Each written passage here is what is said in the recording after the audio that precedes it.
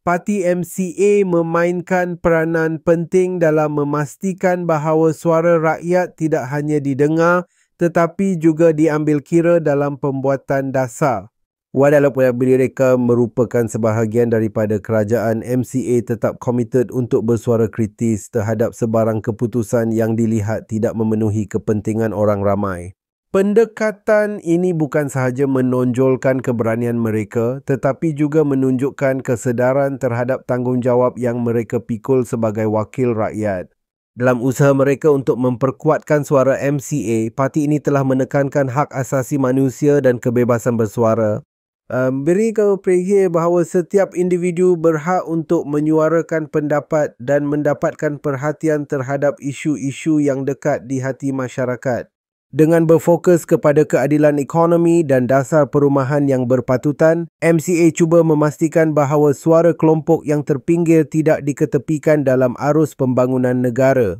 MCA memahami bahawa untuk terus relevan dalam arena politik, mereka perlu menjalin hubungan yang lebih erat dengan rakyat.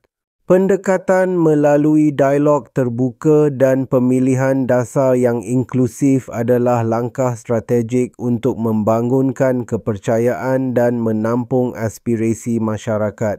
Dengan membuka ruang bagi pelbagai suara, MCA dapat memberikan platform kepada rakyat untuk berinteraksi dan menyuarakan pandangan mereka, menjadikan proses pembentukan dasar lebih demokratik dan responsif.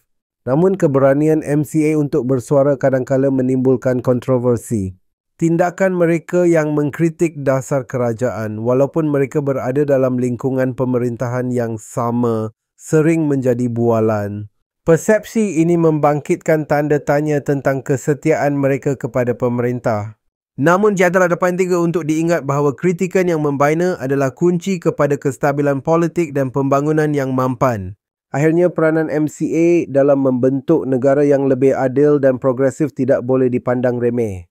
Suara mereka yang mencerminkan aspirasi rakyat adalah langkah penting menuju penambahbaikan.